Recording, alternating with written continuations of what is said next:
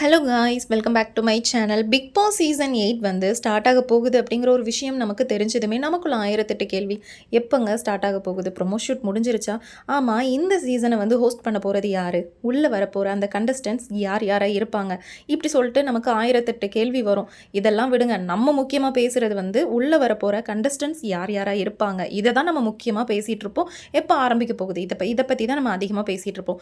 ஆனால் இந்த சீசனில் தான் இந்த சீசனை யார் ஹோஸ்ட் பண்ண போகிறாங்க அப்படிங்கிற ஒரு குழப்பத்திலே நம்ம இருந்துட்டு இருந்தோம். அதுக்கு காரணம், போன சீசனில் வந்து கமல் சார் வந்து பிரதீப் விஷயத்தில் நடந்துக்கிட்ட ஒரு சில விஷயங்கள் வந்து மக்களுக்கு சுத்தமாக பிடிக்கல அப்படின்னே சொல்லலாம். அநியாயமாக நடந்துக்கிட்டாங்க அப்படிங்கிற ஒரு விஷயத்தில் தான் பார்த்தீங்கன்னா இந்த சீசனை வந்து கமல் சார் வந்து ஹோஸ்ட் பண்ணக்கூடாது அப்படின்னு சொல்லிட்டு நிறைய பேர் வந்து எதிர்ப்பு தெரிவிச்சிட்டு இருந்தாங்க. அது எல்லாத்துக்குமே முற்றுப்புள்ளி வைக்கிற மாதிரி கமல் சார் வந்து அவரோட இன்ஸ்டா பேஜில் பார்த்தீங்கன்னா ஒரு அறிக்கை மூலமாக ஒரு விஷயம் வந்து வெளியிட்டிருக்காங்க. என்ன அப்படின்னு பார்த்தீங்கன்னா, இந்த சீசனை வந்து நான் ஹோஸ்ட் பண்ண போகிறது கிடையாது. அதாவது அவருக்கு படப்பிடிப்பு சம்மந்தப்பட்ட ஒரு சில வேலைகள் இருக்கிறதுனால அவரால் இதில் வந்து ஹோஸ்ட் பண்ண முடியாது அப்படின்னு சொல்லி ஒரு முற்றுப்புள்ளியை வச்சாச்சு. இதுக்கப்புறம் கமல் சார் வந்து இந்த சீசனை வந்து ஹோஸ்ட் பண்ண போகிறது இல்லை அப்படிங்கிறது நமக்கு தெளிவாக தெரிஞ்சிருச்சு. அதுக்கப்புறம் நமக்கு வர்ற கேள்வி என்ன?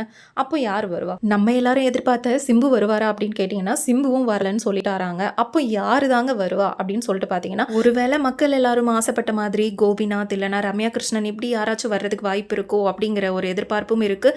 இன்னொரு பக்கம் பார்த்தீங்கன்னா, நயன்தாரா கிட்ட பேசியிருக்காங்க அப்படிங்கிற மாதிரியும் சொல்கிறாங்க.